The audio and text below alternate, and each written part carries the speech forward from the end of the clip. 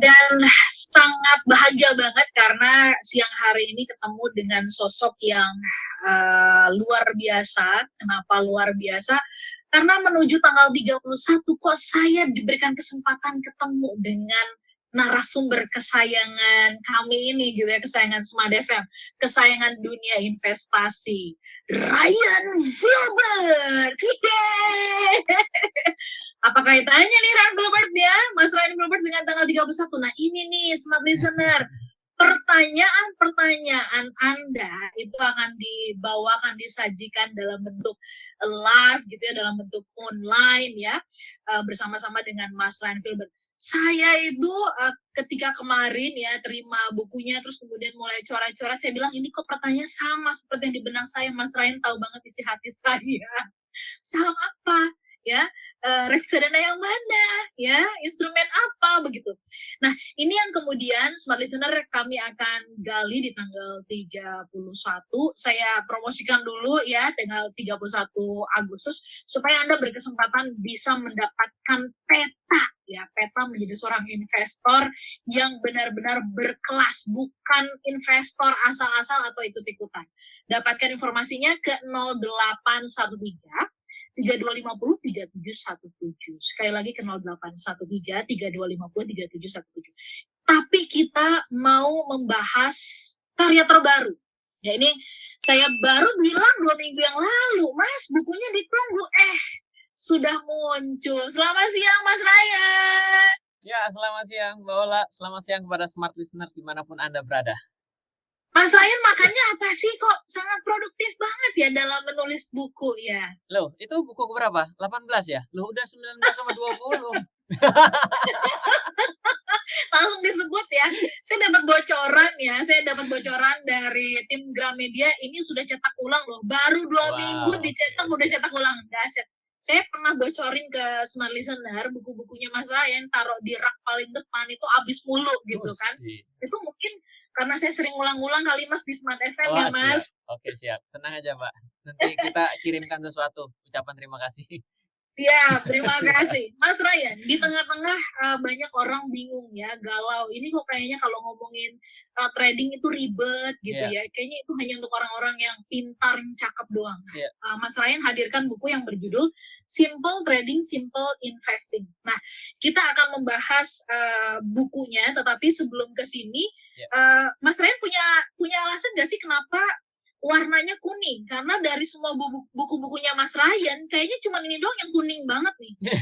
Lebihnya hijau sama biru loh, saya perhatikan loh, kan saya ngikutin. Siap. Oke, jadi ini adalah kuningnya kuning neon ya. Jadi ada buku saya sebelumnya warnanya kuning juga. Itu bukunya judulnya adalah Why Women as a Traders and Man as an Investor ya. Jadi dari buku itu sebenarnya punya sudut pandang yang berbeda dibandingkan buku yang kali ini. Tapi kenapa warnanya kuning ini agar bisa mendapatkan perhatian bahwa hati-hati nih bila Anda yang mulai berinvestasi atau trading, kadang-kadang kita berpikir ada suatu jurus eksakta yang rumit sekali untuk bisa menjadi seorang investor. Nah, dan juga menjadi seorang trader. Nah, di buku ini kita mau mengembalikan ke falsafah dasarnya bahwa yang namanya trading dan investasi itu sebenarnya adalah sesuatu yang simple. Yang bisa disimpelin, ada yang bisa dibikin ribet. Karena memang ada suatu metode tertentu agar sesuatu menjadi terasa lebih mahal, itu harus dibikin ribet biar kelihatannya susah, sehingga orang jadi ngerasa itu bisa menjual lebih mahal gitu. Gitu ya. Tapi Mas kayaknya yang saya tahu ya setiap kali ngobrol sama Mas Ryan itu adalah sesuatu yang ribet itu, sesuatu yang orang tuh kayaknya bahasakannya kok susah banget, itu selalu Mas Ryan jelaskan dengan sangat simpel. Kenapa tergoda sekarang mau bikin jadi kayak ribet-ribet gitu? Enggak, saya nggak pernah mau membuat itu menjadi ribet kok. Makanya saya membuat itu menjadi buku dengan judul adalah Simple Trading, Simple Investing. Dan di buku ini sebenarnya adalah buku yang agak berbeda dibandingkan yang lain. Saya meminta juga untuk seluruh tim saya untuk ikut menulis. Karena saya percaya sekali bahwa saya ingin sekali agar adanya suatu keberlanjutan lah dari apa yang saya lakukan. Itu juga bisa dilakukan oleh tim saya dan pada akhirnya tim saya juga bisa mengedukasi dengan cara yang mudah bagi masyarakat Indonesia. Karena Saya Iya. selalu ingat bahwa ketika saya memulai dulu di 17 tahun yang lalu, wah ini kita tiap tahun nambah terus umurnya sebenarnya, itu yang terjadi adalah sangat sulit untuk bisa mendapat sebuah pembahasan mengenai investasi dan trading dengan cara-cara yang sangat sederhana itu sulit. Kenapa? Seiring dengan orang itu menjadi lebih berpengetahuan, biasanya bahasanya menjadi lebih ribet dengan otomatis. Misalnya kita Mhm. mau bilang, gimana sih cara kita ini untuk menghindari atau mengantisipasi resiko, gitu ya. Dalam bahasa yang Mhm. lebih susah lagi katanya adalah mitigasi resiko. Sebenarnya Mhm. ujung-ujungnya sama, kamu kalau mikir resiko itu mau ngapain gitu loh. Nah, itulah yang membuat orang karena semakin dia jauh dengan bahasa-bahasa keseharian dia, membuat dia bilang gini, "Ih, mesti orang pinter loh yang bisa melakukan ini. Ih, mesti orang, Mhm. yang cerdas dan ngerti hitungan loh untuk melakukan ini." Lah, pada akhirnya kan semua orang itu dimulai dari yang tidak tahu. Dan pada Ya, akhirnya kan, ya apakah orang yang, hidup itu tidak memerlukan menyelesaikan masalah keuangan? Kan semua orang juga ada argo yang harus dibayar, artinya kan harus cukup mengerti dan memahami bagaimana caranya untuk bisa menyelesaikan keuangan pribadinya. Ya memang tidak semua akan menjadi menteri keuangan gitu ya, sampai harus iya, mengerti teori ekonomi mikro dan makro gitu kira-kira Mbak. baik. Sampai di situ dulu Mas Ryan ya, sama-sama yang, menjadi objeknya kan adalah saham ini sebagai contoh ya, Iya, trading, investasi sama-sama yang jadi objeknya adalah saham. Tetapi apa perbedaannya dari kedua hal ini, mhm. dan kemudian seperti apa dipaparkan oleh Mas Ryan dalam buku ini, dan kemudian juga oret-oretan saya berkaitan dengan tulisan Mas Ryan sudah ada, nanti kita akan gali, kita tanyakan. Listener dan juga sahabat yang bergabung, ini adalah penulis yang sangat produktif banget ya. Ini buku ke-18, ini nanti saya umumkan buku yang pre-ordernya ya, 19 dan 20. Siap, Genap lah ya. Simple trading, simple investing. Nah, Mas Ryan, iya, ini yang sering kali rancu ya di mhm, kalangan masyarakat gitu mengenai trading dan investing, dan kemudian seolah-olah apa namanya, levelnya atau kedudukannya jauh lebih keren investing dibandingkan trading, tetapi duitnya lebih banyak trading, lebih cepat perputarannya. Nah, monggo mhm. tolong dijelaskan ya, terutama itu pasti di bab pertama dan kedua kan menjadi gambarannya. Silakan Mas Ryan. Lah, itu yang saya mau nanya tadi Mbak Ola dapat pendapat itu dari mana? Saya jadi penasaran juga. Karena ada WhatsApp dari pendengar yang Oh, siap. begitu.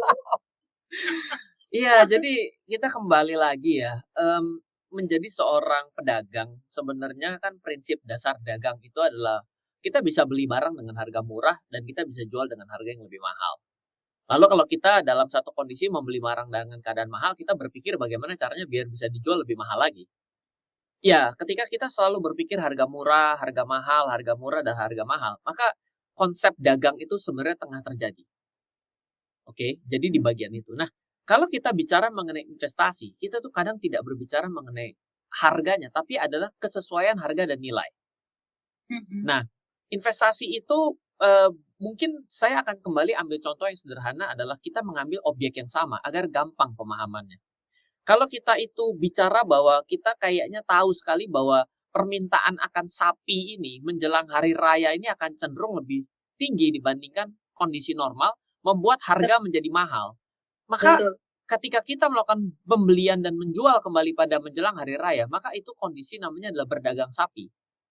Tapi Iya. kalau kita buka sebuah daerah, buka lahan, kita pagerin, lalu kita, tanamin rumput, sapinya masuk ke dalam, kita bisa penggemukan, ataupun nanti kita juga bisa membuat dia mengembangbiakan sapinya, bahkan ada yang diambil susunya, sampai nanti bisa ada pabrikasinya, maka kita sedang berinvestasi peternakan sapi. Mhm. Mindset-nya berbeda dan Iya. jarang kita berpikir setelah ini jadi peternakan ini mau saya jual berapa ya? Kan nggak begitu. Tapi kan kita akan besarkan Mhm. besarkan besarkan besarkan besarkan sampai akhirnya kita bisa taruh kepala pabrik, kita bisa Iya. ambil pengawas daerah lapangan, bisa meningkatkan standar mutunya. Itulah mindset investment. Jadi Mhm. dari dua ini saja yang saya coba jelaskan, sudah jauh sekali sudut pandangnya. Padahal Mhm. dari objek yang sama yaitu sapi. Nah, saham pun demikian. Ketika Iya. Anda mau melakukan pembelian, penjualan, pembelian, penjualan, pembelian, penjualan, atas fokus utamanya adalah harga dan selisihnya, maka Anda itu sedang dagang. Tapi kalau Oke. Anda berpikir, "Oh, saya akan investasi nih." Saya tahu bahwa perusahaan ini prospeknya 10 tahun lagi akan menjadi lebih baik dari hari ini. Saya tahu bahwa dividennya atau pembagian labanya yang terjadi itu dalam 10 tahun itu sudah setara dengan harga beli sahamnya hari ini. Berarti mindset Anda itu tidak pernah berpikir untuk menjual objeknya, Objek. Ya, tapi ya. Anda ingin mendapatkan terus-menerus dari objek tersebut. Jadi mau diperah gitu loh. Nah, ini adalah suatu cara dan standar berpikir yang berbeda gitu. Jadi ya jelas yang namanya trading dan investasi itu walaupun objeknya sama-sama saham, itu jauh sekali perlakuannya. Oke. Nah, Mas Ryan, ini yang menjadi pertanyaan orang ya. Kalau saya tuh pengen buka rekening saham, saya mesti datang ke bank ya. Ini kan pertanyaan awam tapi bolak-balik. Ini klasik gitu loh pertanyaannya gitu. Orang Iya, pengen sih mulai gitu, tapi saya datangnya ke bank mana sih, Mas oke. Ryan? Bank plat merah, plat biru, atau Iya, plat hijau nih baik. gitu? Nah, Caranya gitu. baik. Sekarang kalau yang namanya buka rekening itu totally semuanya dari depan handphone Anda. Oke, Jadi sebenarnya tidak lagi oke. kata-kata pergi ke bank. Nah, cuma kita harus pergi ke tempat yang tepat agar kita bisa berinvestasi saham. Kalau Anda pergi ke bank, bank itu tidak memiliki kapabilitas untuk menghubungkan Anda kepada tempat perdagangan saham. Tempat Mhm, berdagang saham itu adalah Bursa Efek Indonesia. Bisa Anda perjualbelikan saham Anda. Nah, yang bisa bertemu di Bursa Efek Indonesia adalah sekuritas. Jadi mhm. bukalah di sekuritas. Yang kadang bingung adalah perusahaan bank dia punya sekuritas. Jadi orang berpikir, loh ini kan namanya sama. Betul, namanya sama, tapi izinnya beda. Oh ini kan Mhm. sama-sama SIM. Betul, yang satu SIM A, SIM C. Gitu. Jadi ini menjadi sesuatu yang harus kita tahu. Pertama tidak perlu pergi ke bank. Yang kedua memang tidak perlu lagi pergi ke bank, tapi buka handphone Anda. Tapi Mhm, embel-embel belakangnya Anda cari adalah sekuritas. mhm, Nah, kalau mhm. ditanya bagaimana cara memilih sekuritas yang bagus, ya sama juga bagaimana cara memilih bank yang sesuai untuk Anda buka rekeningnya. Nah, ini jadi beda lagi gitu. Oke, baik. Nah, Semala di sana di bab pertama ya, ada penjelasan dan panduan ya, mengenai bagaimana caranya kita membuka rekening saham kita. Tapi sebelum kita masuk ke bab 2 ya, tentang persiapan yang penting. Ngapain sih pakai persiapan gitu kan, yang penting saya punya uang gitu Mas Ryan ya, Ya, punya kemampuan lah begitu. Nah, sebelum sampai ke situ Mas Ryan di bagian kata pengantar, ini Mas Ryan kan sedikit menggoda pembaca gitu ya dengan mengatakan begini nih, tidakkah Anda penasaran dengan apa yang dilakukan oleh Kiichiro Toyoda dan pegiat industri gawai di Tiongkok sehingga mereka berhasil? Ini bukan buku motivasi kan gitu ya. Nah, ini kan buku tentang investasi. Apanya sih di bagian cerita ini yang eh, apa Mas Ryan ingin sajikan atau ingin ceritakan gitu yang bisa menjadi insight buat kita di dalam berinvestasi? iya. Jadi, sebenarnya ketika kita itu memposisikan diri ya, banyak di sekitar kita pada hari ini yang kita sudah pernah dengar namanya mulai dari Bill Gates, dia memiliki saham, ya Toyota ya tentunya kan Toyota yang hari ini ada di sekitar kita juga, hari ini juga perusahaannya yang ada di Indonesia menjual produknya juga, membuat pabrikasinya gitu ya. Ya sebenarnya ini adalah sudut pandang mereka ini sebagai seorang, investor. Ya, karena apa? Karena dia memiliki sebuah perusahaan yang akhirnya listing seperti itu. Nah, dan Mhm. ketika Anda berbicara dari sudut pandang listingnya tersebut, dari sudut pandang perusahaannya, di dalam perusahaannya itu juga melakukan perdagangan. Ya di dagang apa? Dagang mobil ataupun Ya, ya, dagang betul. jasanya juga gitu loh. Nah, jadi ada sesuatu yang menjadi benang merah bahwa ingin saya sampaikan gitu ya. Pertama, ketika Anda bilang bahwa Anda ingin sukses menjadi seorang, investor, katakanlah seperti, dan terkaya di dunia seperti Bill Gates ataupun Warren Buffett, sebenarnya mereka juga datang dari seorang investor dan juga sebagai pebisnis. Nah, di dalam Oke. pebisnis itu ada elemen dagangnya pasti. Kalau nggak Mhm, mungkin jadi pebisnis kalau nggak dagang. Nah, mhm, jadi mhm. ini tuh kadang-kadang menjadi sesuatu yang sangat susah kita pahami, karena kita tidak tahu bagaimana kita mesti mulai dari mana. Jadi kalau Anda Mhm. memang mau mulainya adalah, Ryan, saya mah nggak mau pusing gitu deh. Saya akan mulai dengan start yang paling sederhana. Saya pengen untung di saham. Bisa? Kita mulainya dari dagang. Nanti Mhm, mhm. lama-kelamaan Anda bisa merunut sendiri, sebenarnya profilnya apa. Ya, Contoh begini, ditanya gitu, Mbak Ola datang ke saya, "Mas Ryan, saya ini pengen belajar bela diri. Saya kira-kira belajar bela diri apa?" Ada caranya. Pertama kita ngelihat dari bentuk fisiknya. Oh oke. ternyata lengannya besar. atau kakinya panjang sekali. Nah, kalau kakinya panjang sekali mungkin taekwondo cocok. Oh, Oke. lengannya besar, jago meeting orang. Berarti itu misalnya mungkin Brazilian Jiu-Jitsu atau mungkin sumo gitu kalau badannya semua badannya besar. Nah, tapi apakah ketika dia sudah mulai untuk latihan sumo, apakah ternyata dia tuh cocok untuk sumo? Enggak loh. Ternyata saya kurang cocok ya. Saya akan pindah aliran bela diri deh. Nah, Mhm. itu yang benar bahwa kita itu ketika Anda mengenal mau saham, Anda coba aja mulai. Simpel dulu, mulai dari mulai gitu loh. Jangan Anda mulai dari belajar, oke benar belajar nggak salah, tapi apa yang mau Anda pelajarin jauh-jauh sih orang mulai aja belum pernah kok. Kita ngomongin cara masak coba, saya pengen tahu apakah sebegitu susahnya masaknya atau lebih susah untuk mulainya? Lebih lebih Mhm. susah itu adalah untuk Untuk berpikir mulainya. mulainya karena Anda akan Betul. merasa know how-nya terlalu overwhelming, terlalu banyak sekali. Seperti Mhm. itu. Mhm, mhm. Nanti harus inilah, harus Betul. belanja dulu, pas kurang lebih kayak gitu ya, Mhm. Mas Ryan ya. Mas Ryan kita Ya. sambung. Di bab 2, Mas Ryan itu membahas mengenai persiapan penting ya, persiapan penting dalam berinvestasi. Agaknya Mas Ryan menangkap ya bahwa banyak sekali orang terjun langsung gitu ya, nggak pakai persiapan. Jadi kalau berenang ya udah pokoknya yang penting pokoknya air nyemplung enak nih ngeplok-ngeplok begitu Iya. kan. Nah, persiapannya apa saja? Silakan. Iya, jadi ketika kita ini mau melakukan segala sesuatu ya, kebanyakan yang namanya pemula itu, bisa melewati apa yang ada di depan dia ini ya sebenarnya ada banyak sekali faktor keberuntungan dan juga Mhm. sebenarnya banyak sekali faktor kegagalan. Nah, makanya kita juga sering sekali mendapatkan, informasi-informasi yang, mungkin membuat kita sedih ya, bahwa ada orang yang rugi besar, ataupun stres, bunuh Betul. diri gitu yang lebih parah lagi ya. Ya itu terjadi karena minimnya ketidaktahuan atas setiap, tindakan yang diambil. Nah, jadi kalau kita Mhm. mulai dari persiapan awal ketika kita mau mulai dengan yang namanya investasi ataupun memiliki instrumen investasi gitu ya, ataupun mau berdagang. Sebenarnya kita itu kalau mau saya runut buat diri saya sendiri, kalau saya ini boleh pinjam alat mesin waktunya Doraemon nih, mundur ya, menasehati saya, itu yang akan saya nasihati pertama adalah jangan selebor menggunakan uang. Mhm, Jadi itu mhm, adalah mhm. kunci utama. Jadi artinya adalah Mhm. uang yang kita taruh itu nggak boleh semuanya, tapi juga kita tidak boleh menaruh sangat sedikit. Kenapa? Bisa contoh gini ya, kita mulai investasi udah benar pemikiran investasinya. Tapi saya cuma beli 1 gram emas, itu di 25 tahun yang lalu dan tidak pernah membeli lagi. Keren Ya. sih, hari ini harga emas di 1 juta, mungkin 25 tahun yang lalu mungkin masih puluhan ribu, ya. Keren, Mhm, persentasenya besar sekali. Tapi apakah impact buat hidup Anda? Ya mhm. lumayan Ray daripada nggak ada, betul, selalu begitu gitu ya. Karena kita selalu dengan untung dan selamat gitu ya. Ya boleh juga begitu, tapi Ya. itu adalah cara yang kurang tepat.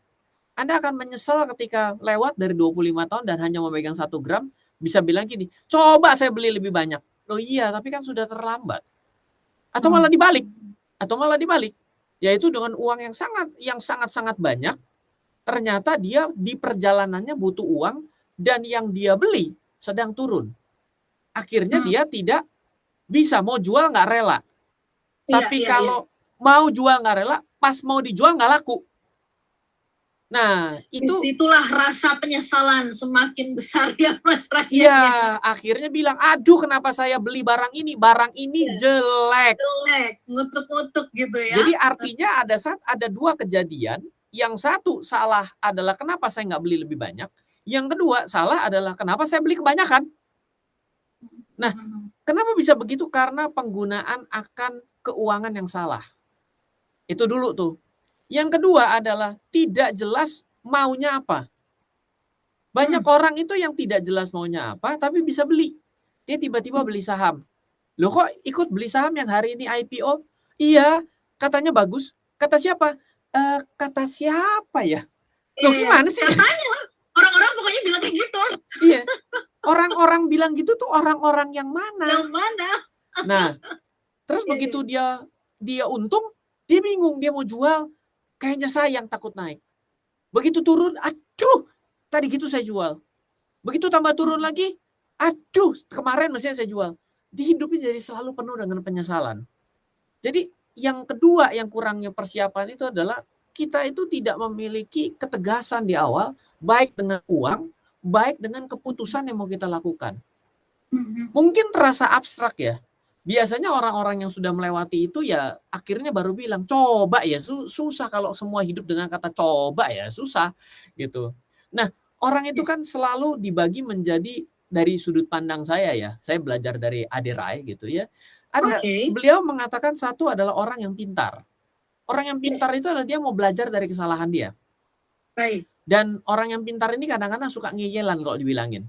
Ya contohnya ya seperti yang sedang berhadapan secara virtual dengan Mbak Ola ini, gini orang ngeyelan. Gitu ya. Dan memang itu 17 tahun yang lalu kan, kalau sekarang kan enggak. Hari ini udah mulai. Kalau hari ini bicara dengan saya harus dengan data. Oh, oke. Tetap ngeyelan tapi harus dengan data. Jadi kalau datanya berbicara saya mungkin bisa berubah gitu ya. Yang kedua adalah orang yang bijak. Orang yang bijak itu adalah orang yang belajar dari pengalaman orang lain. Coba bayangkan kalau Anda mau belajar dari pengalaman orang lain. Orang misalnya saya nulis buku. Saya punya pengalaman dengan tim saya mungkin lebih junior dari saya. Let's say average 10 tahun menulis satu bab. Di situ babnya ada 7. 7 kali 10, 70. Tambah Ryan, katakanlah Ryan lebih senior di kita, tambah 15. 85 tahun. Dengan Anda membaca satu buku, Anda itu belajar dari pengalaman orang dengan total usia 85 tahun.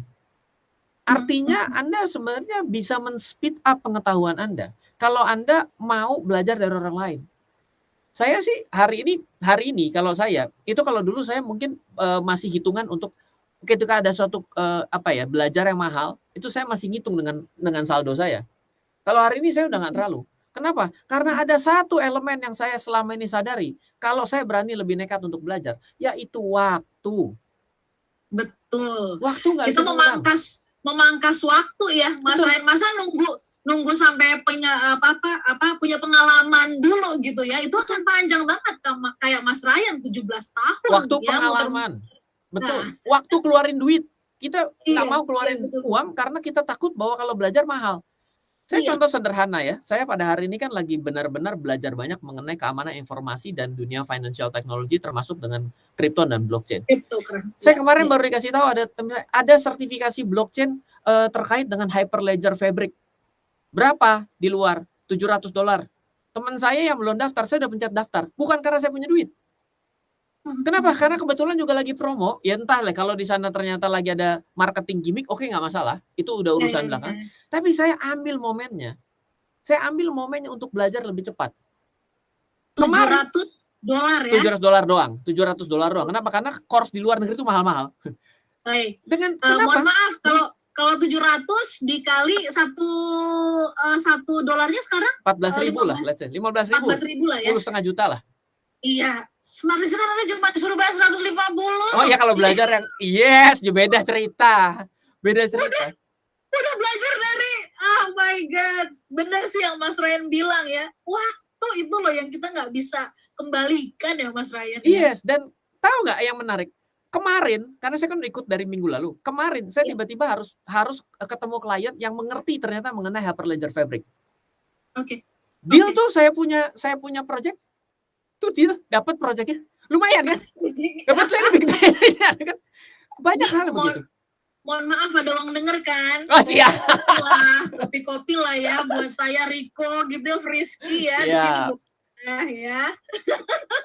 Dapat project. Tapi itu ya Mas Ryan, artinya ketika kita belajar atau membuka growth mindset gitu ya, kesempatan untuk bisa dapetin sesuatu yang lebih besar itu terbuka jadinya gitu ya Mas. Betul. Kalau ditanyakan begini, ada beberapa orang tanya gini, Pak, Mas Ryan, saya mau tanya ya, elemen apa dalam trading dan investasi yang membuat kita bisa menjadi sukses?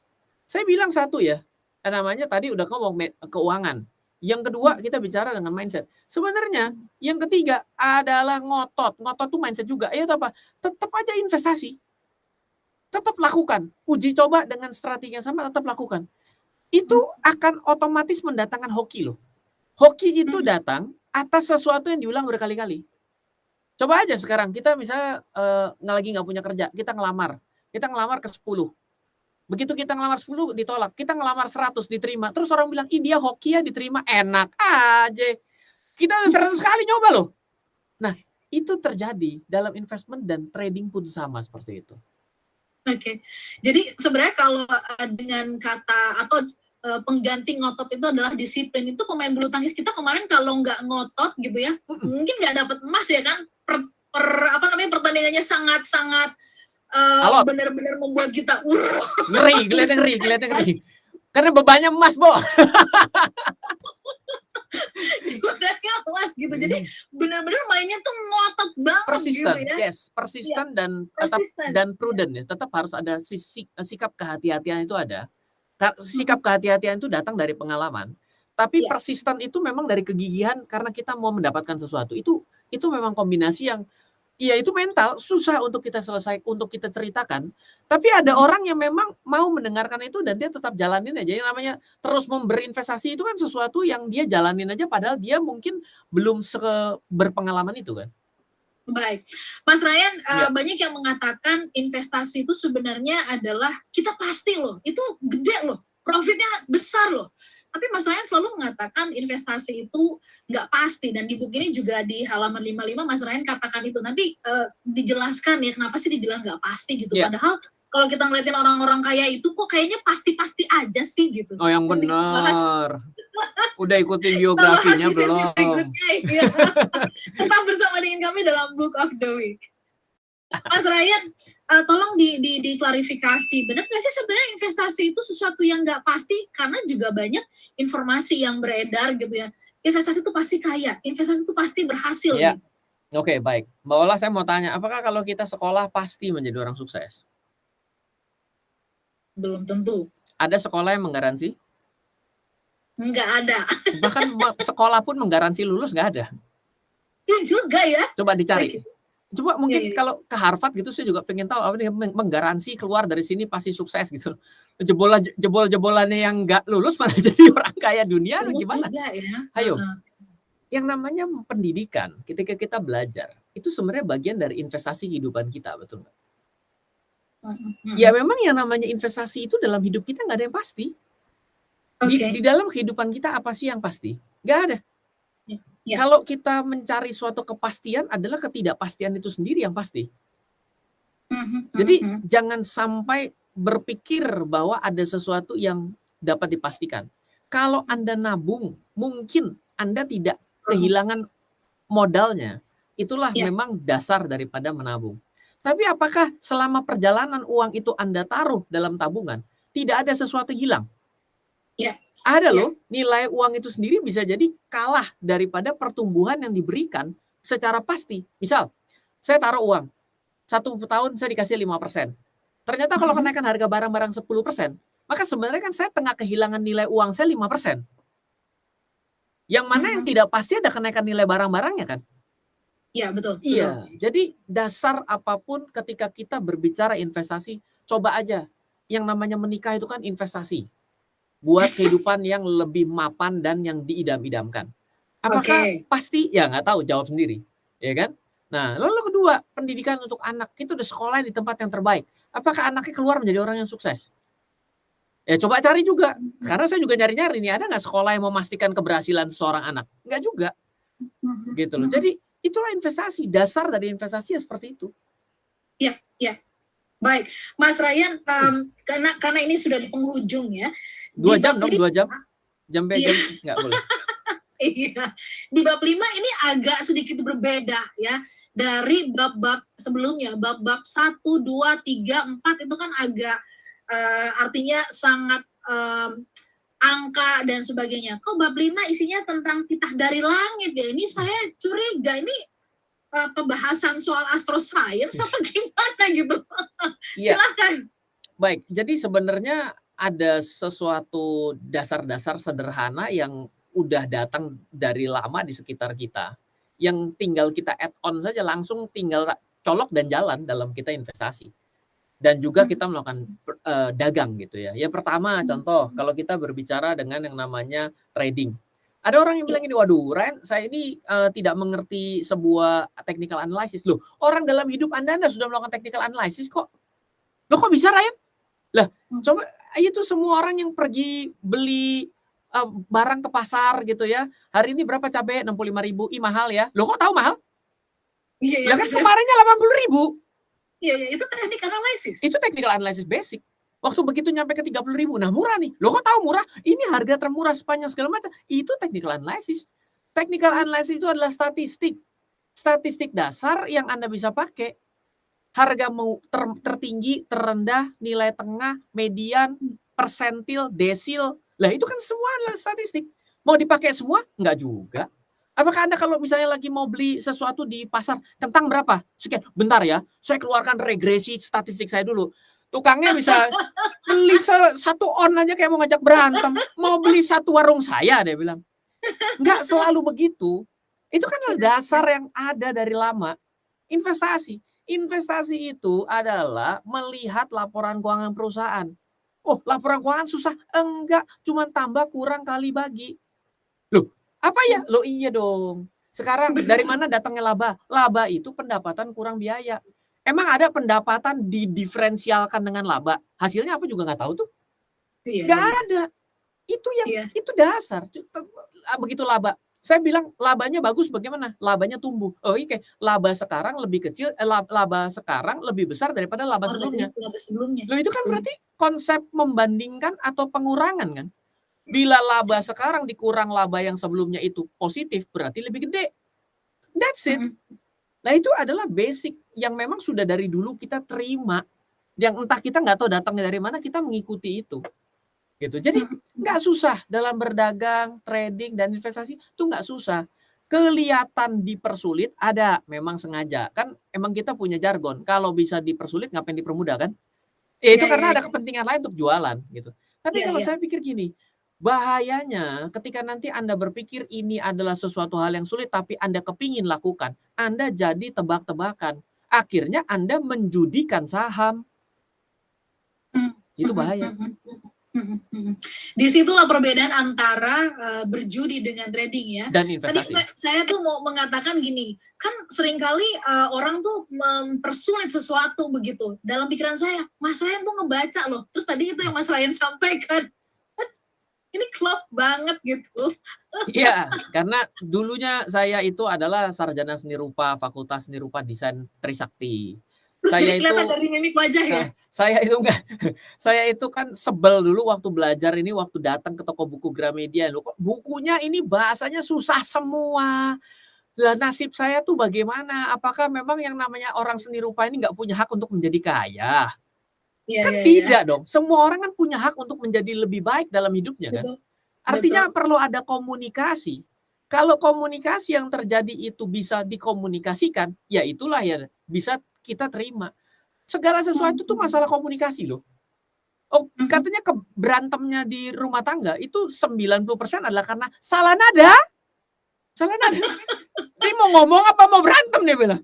Salah nada ya. Nah, jadi kita tuh perlu komunikasi dan saya ingin mengencourage buat tim saya dan diri saya untuk selalu bisa mengkomunikasikan investasi dan trading di instrumen investasi selalu dengan cara yang sederhana bagi orang yang baru mau belajar. Kenapa? Loh, 270 juta penduduk. Investor pasar modal berapa bola tadi? 5 juta. Ya, sama vaksin aja udah tembus. Vaksin lebih banyak. Iya juga ya. Itu baru berapa persen lah ya dari 270. Bayangkan vaksin yang udah lebih banyak aja kita masih sedih kenapa kurang agar terjadi herd immunity kan. Lah ini loh kapan herd immunity-nya dalam investasi saham dan pasar modal. Iya. Oke, baik Mas Ryan. Tadi saya sudah GR, udah merasa bangga, berbunga-bunga, udah 5 juta loh. Ya bandingin sama jumlah penduduk Indonesia ya juga. Sama yang terima vaksin aja beda ceritanya kan. Beda ya. Nah, gitu.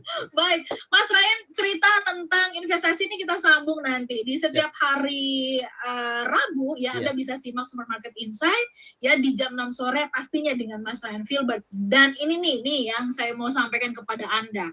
Buat Anda yang sungguh-sungguh mau belajar menjadi investor kelas dunia ya. Ikutannya di kelas kami ya Smart Business Lunch tanggal 31 Agustus. Untuk bisa mendapatkan informasinya buruan Anda bisa mendapatkan informasi ke 0813 3250 3717 untuk bisa mendapatkan early bird. Mas Ryan, kita pamit ya. Sehat-sehat untuk Mas Ryan Filbert dan bukunya sukses, begitu juga dengan yang pre-order langsung loh. Ada yang nanya dan sudah langsung saya kasih loh nomornya ya. Biasa, mantap. Baik, sekali lagi semua listener terima kasih dan kami pamit. Saya Nurlija. Dan saya Ryan Filbert. Mari baca supaya lebih cerdas. Halo, terima kasih sudah menyaksikan video di RF Channel on YouTube. RF Channel adalah channel edukasi untuk kita secara bersama-sama belajar dan mendapatkan aktualisasi mengenai investasi, keuangan, dan bisnis bersama saya, Ryan Filbert, dan tim. Add nomor WhatsApp saya di 0895 07 08 0789 0895 07 08 0789. Download aplikasi MyRF di Android atau iOS untuk mendapatkan artikel dan tema-tema khusus mengenai edukasi investasi, keuangan, dan bisnis pada aplikasi MyRF sekarang juga. Setiap bulan, saya bersama dengan tim memiliki kelas, mulai dari belajar trading dengan analisa teknikal, yang strateginya bisa Anda terapkan pada seluruh market, mulai dari saham, forex, hingga cryptocurrency, atau kelas investasi saham bernama Fundamental Camp. Untuk mengetahui kelas lainnya dan bertanya mengenai kelas, hubungi tim sekarang juga di 0852 882 6187. Sekali lagi, 0852 882 6187. Semoga terus bermanfaat. Dari saya Ryan Filbert, salam investasi untuk Indonesia.